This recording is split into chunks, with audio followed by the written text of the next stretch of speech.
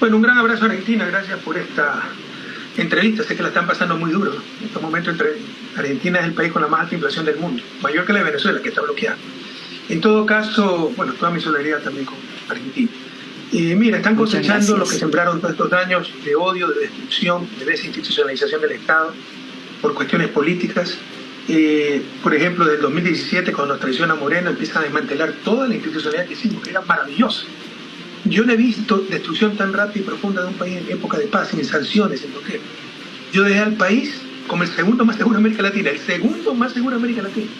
5.8 homicidios por cada 100.000 habitantes, más seguro que Argentina, que tiene mucho más ingresos per cápita que nosotros. Y ahora tenemos 43 homicidios por cada 100.000 habitantes, estamos entre los países, 5 países más violentos del mundo, 5 países más violentos de todo el planeta. Esto significaba 900 muertes violentas por año, intencionales, en el 2017. Ahora tenemos cerca de 8.000. Ese es el brutal cambio, destrucción de mi patria. ¿Por qué? Porque cuando nos traiciona Moreno, para decir que era un Estado obeso, los liberaloides de siempre, destrozan todo. Ministerio Coordinador de Seguridad, que coordinaba hasta con Colombia y Perú, porque de Perú vienen las armas, de Colombia viene la cocaína. Teníamos las comisiones binacionales de frontera, el crimen transnacional se combate con coordinación internacional. También coordinaba todas las instancias de seguridad nacionales, Secretaría de Inteligencia, Policía, Fuerzas Armadas, todo lo destrozaron. Eliminaron el Ministerio Coordinador de Seguridad. Eliminaron el Ministerio de Justicia, que estaba también coordinado por el Ministerio Coordinador de Seguridad, encargado de las cárceles. Nuestras cárceles eran modelo para la región, teníamos hasta universidades, cárceles. Era un verdadero sistema de rehabilitación social.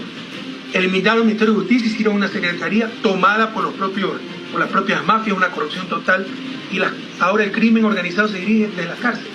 Les dieron por temor un pabellón a cada grupo. Increíble. De Guayaquil. Y de ahí manejan todo el crimen. Eliminaron el Ministerio del Interior, encargado exclusivamente de la policía y la seguridad ciudadana. Leen informes del mismo. Teníamos hasta tablero de control para ver los ascensos. Usted cuánto redujo la criminalidad en el territorio asignado, si un capitán, teniente tenía un territorio más pequeño, ¿no? La policía mejor pagada de toda América Latina. También hay un informe de vida al respecto. Se convirtió en ejemplo con una alta confianza ciudadana. Ahora está destrozada, corrupta, mendiga.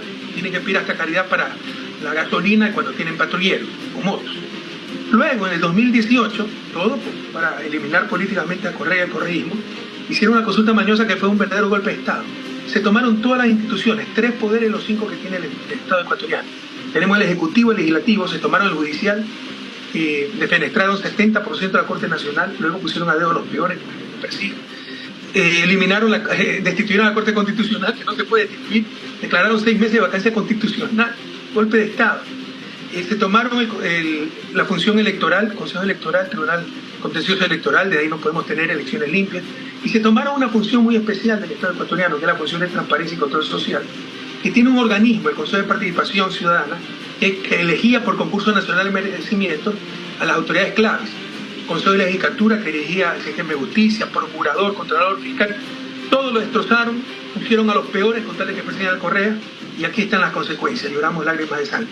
Además, a nivel internacional, los carteles de droga de México empezaron a ver hacia el sur porque perdieron mercado en Estados Unidos por el fentanilo, sobre todo por eso, la impulsión de drogas químicas, sintéticas, y tomaron contacto con los grupos de delincuencia organizada ecuatorianos que, junto con la debilidad de destrucción del Estado, fue el caldo de cultivo perfecto para que estos grupos crezcan, se fortalezcan, estén más armados que la fuerza pública e incluso, algo que nunca se había dado, hayan infiltrado el Estado, porque han infiltrado Fuerzas Armadas, Policía, sistema de justicia, sistema carcelario que lo manejan ellos y el propio gobierno, al menos el gobierno anterior de Guillermo Lasso. Presidente Correa, un gusto saludarlo, lo saluda Fernanda del Piso y muchas gracias por estar con nosotros esta mañana. Le quería hacer una pregunta sobre lo siguiente. Usted hablaba sobre la influencia que tuvo la reducción del Estado y cómo esto impactó directamente en el crecimiento de estas bandas narcocriminales en el Ecuador. Acá Javier Milei lo que hizo también fue reducir el Estado, pero podríamos vincularlo en materia económica de alguna forma con los efectos que produjo la dolarización en el crecimiento de las bandas narcocriminales. O sea, es indudable que con dólar es más fácil lavar dinero. Por eso usted tiene que tener mucho más cuidado y los controles son muy rigurosos en Ecuador. Lastimosamente hay grandes contradicciones. Usted puede depositar $1.000 millones en los paraísos fiscales del propio Estados Unidos, no pasa nada. pero deposita más de $10.000 y en el sistema bancario ecuatoriano se prenden todas las alertas, ¿no?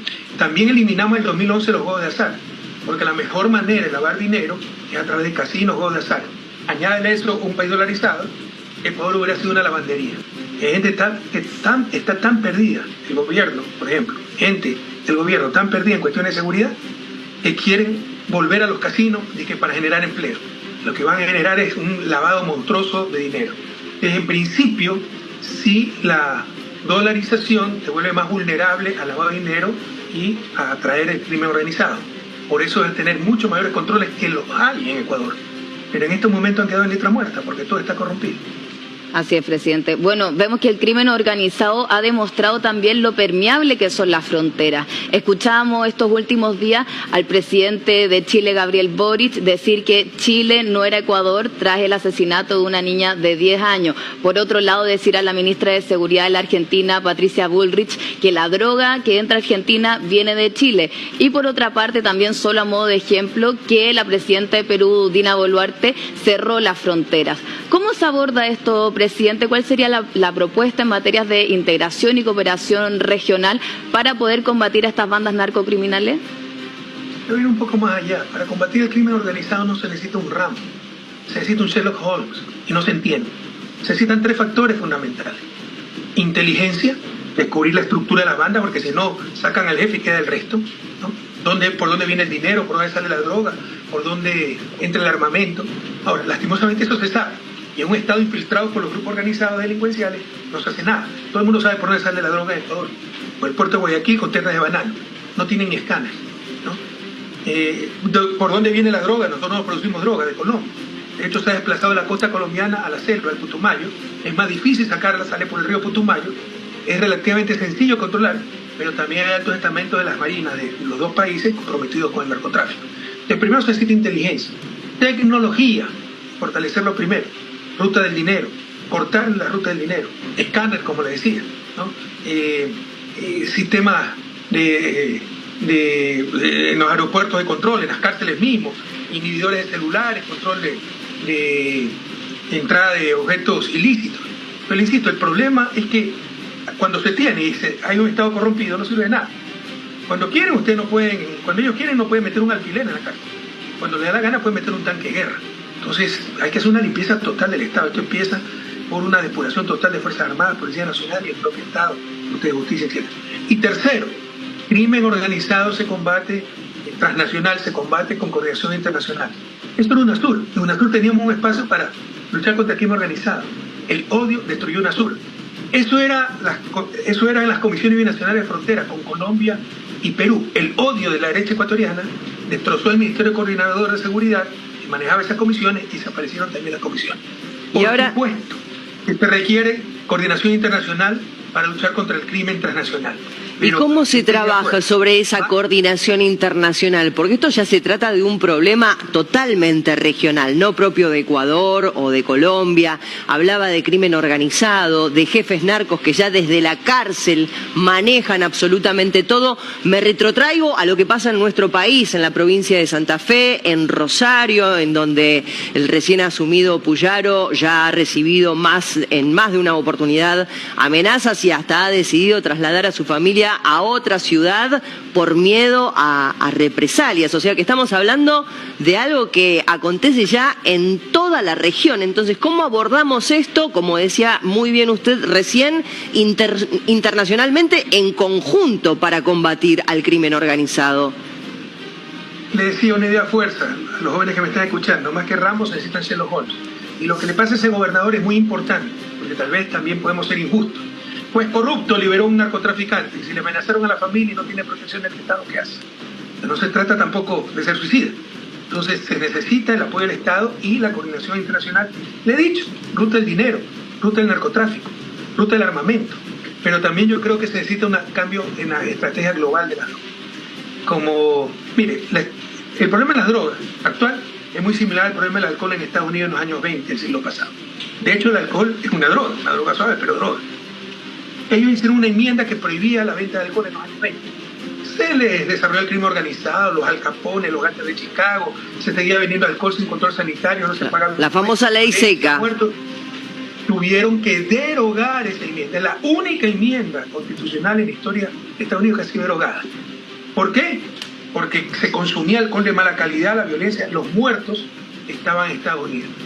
¿Cuál es la diferencia en la lucha contra la droga? Que el alcohol es otra droga, que los muertos están en América Latina. Eso es todo. Por eso Eduardo Galeano, con su con la capacidad, lo mordaz que era, su capacidad de ironía, decía: en la lucha contra la droga las responsabilidades están repartidas. Nosotros ponemos los muertos, ellos ponen las narices. Se requiere también combatir el consumo, se requiere también combatir en el puerto de destino, Amberes, Rotterdam, Estados Unidos, y se requiere un cambio en estrategia en cuanto a solo utilizar la violencia para tratar de reprimir el problema de las drogas. Presidente, y en esa dirección, ¿cómo ve el rol de Javier Milei en la materia de una posible o eventual cooperación internacional? Él ha sido bastante duro, ya se salió de los BRICS, ha cerrado bastantes vínculos diplomáticos con Cuba, Nicaragua, Venezuela, no tiene una buena relación hoy en día con el presidente Lula da Silva. ¿Cuál es la imagen que puede proyectar usted sobre el posible rol que tendría Javier Milei ante estos conflictos? Bueno, decirle libertario va a proponer legalizar las drogas, pues si legaliza hasta la venta de riñones, de brazos, de niños. Como anarcocapitalista que es, ¿no? Murray Rothbard, su ídolo, entonces ese proponía vender hasta los niños. Entonces, los papás eran dueños de los niños. Entonces supongo que debe querer que se legalice las drogas. Yo creo en una legalización parcial de las drogas y controlada y gradual, ¿no? Entonces, no sé, pues no le he escuchado esa parte a Milei, pero realmente tampoco me interesa mucho, porque sé cómo piensa, pues realmente de economía no sabe. Después, y que teoría de economía le enseñaron ideología, creyó que era economía y dice cualquier cosa, ¿no? Presidente, hablando de algo que usted también ha acusado de que han sido errados en sus comentarios, revisábamos nosotros algunos medios internacionales que lo han entrevistado y también algunas réplicas que ha hecho usted sobre algunas entrevistas en la última semana, donde se le culpa a usted de sus 10 años de mandato sobre esta crisis, pero se está tratando de instalar un manto de duda, ¿no?, respecto de los últimos 3 gobiernos. ¿Por qué cree usted, presidente, que se está haciendo esto? Se está omitiendo no solamente en los medios del Ecuador, sino que en algunos medios de Latinoamérica, tratando de sembrar esta quizá falsa verdad, como usted ha planteado, respecto de lo que fue su gestión como presidente. Es una estrategia continental. En Europa se le mueren de risa. Yo doy al país como el segundo más seguro y que digan que es culpa mía porque es todo preparado para que explote después de 7 años la cosa. O sea, son un idiota para creer eso. Ya estamos acostumbrados a cualquier cosa en América Latina y es una narrativa monolítica de los medios de derecha o los politiqueros de Ecuador, porque cuando ya no pueden salvar a su gobierno, ya es inevitable reconocer que Lasso y Moreno fueron un desastre con el neoliberalismo, el debilitamiento del Estado. Pues la estrategia, bueno, únanse con Correa. Pero son los 3 últimos gobiernos. Es una barbaridad que no resiste el menor análisis. Mire, aquí está, como siempre me hace la pregunta, aquí tengo el gráfico a la mano. Aquí tengo la evolución de los homicidios violentos en Ecuador por cada 100.000 habitantes. Y dicen cualquier tontería, que es porque saqué la base de Manta. La base de Manta entró en este periodo, en 1999, salió, déjame ver bien para acordarme, aquí está la base de Manta, salió aquí en el 2009, cuando finalizó el convenio y no lo renové, y como verán, si algo sucedió es que los crímenes subieron, no que bajaron. Sale la base de Manta y solo mejoramos el trabajo de seguridad, cesa mi gobierno, empiezan a destrozar todo, se disparan. Pero es demasiado claro, o sea, ya es negar lo evidente, creer lo imposible. ¿Qué nivel de estupidez hemos llegado en América Latina? Y hay gente que cree esto por el odio. Seguimos creyendo estas tonterías, ¿no? Y seguiremos llorando lágrimas de sangre, así no se resuelven los problemas. Entonces, que porque saqué la base de Manta en 2009, en 2014 años después, somos el país más violento de América Latina. ¿Quién puede creer esa tontería? ¿Quién puede creer? Yo hice un proceso de pacificación muy, muy exitoso en el 2009 también entre pandillas urbanas juveniles, chicos de 16, 18 años, que se van de golpes entre ellos, sobre todo los Latin Kings contra los nietos, y habían 3 o 4 grupos menores. Muy exitoso. Lea informes del BIC, pacificación de las pandillas. Ejemplo para el mundo. Lea el informe de Instate Crime. Es un artículo de agosto del 2022. Yo lo compruebo. Que a su vez se fundamenta en un estudio que hizo City University de Nueva York. Oye, ese informe de 2 académicos, no se imagina, nos ponen ya poco menos en los altares. Pero en Estados Unidos se podía lograr algo como lo que nosotros logramos. O sea, se deshacen en elogio de lo exitoso que fue el proceso de pacificación. Pero como 14 años después